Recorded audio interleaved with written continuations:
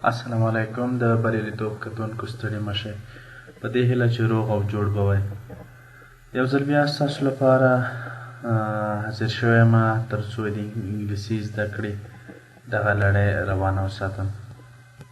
راځئ ملګرو چې نن ولولو چې توري څنګه او په کوم ځای کې وکاروو، یعنې کوچني توري چېرته او په کوم ځای کې وکاروو او غټ توري چېرته او په کوم ځای کې وکاروو.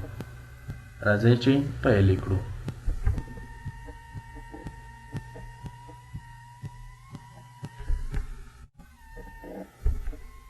انګلیسي زده کړه په پښتو ژبه. English learning in Pashto language له برياليتوب څخه with زرولی خان زلان له زرولی خان زران سره.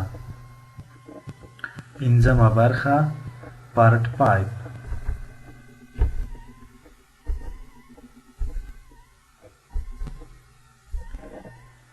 د ټکنالوژۍ په مرسته زده کړه دلته تر ټولو ژر او ښه زده کړئ. په کم وخت کې مو موږ په انګلیسي برلاسي کوو، خو ستاسې شتون اړین دی. موږ وڅارئ. د انګلیسي ژبې د تورو کارونه.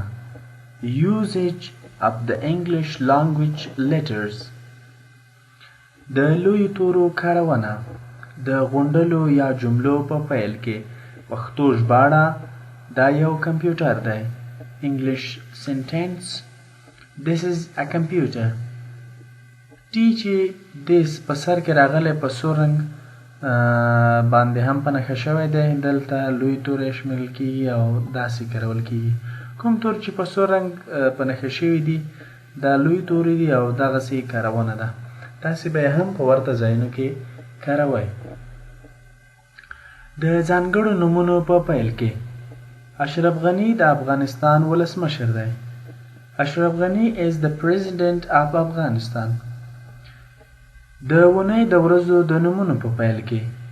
نن د دوشنبې ورځ ده. Today is Monday. د کال د میاشتو د نومونو په پیل کې. دا د سپټمبر میاشت ده. It is September. د ځانګړو مذهبي او کلتوري ورځو د نومونو په پیل کې. پرون د اختر ورځ وه. Yesterday was Eid. د لنډیزونو په لیکنه کې. د امریکا متحده ایالات USA United States of America. د آی کارکوونکي نومځري فعلي ضمیر په لیکلو کې. آیا زه یو هلک یم؟ Am I a boy? د کوچنۍ تورو کارونه. د لویو تورو د کارونې له ځایونو پرته کوچني توري په ټولو ځایونو کې کارولی شئ. نو ګرانو زده کوونکو هیله ده چې دغه لوست مو هم د تیر په څیر زده شوی وي او یو څه به مو نه وي ستاسو په پوهه کې اضافه شوي وي. تر بلې چې زه بیا راځم او ستاسو لپاره یو لوست چمتو کوم، ماته اجازه راکړئ.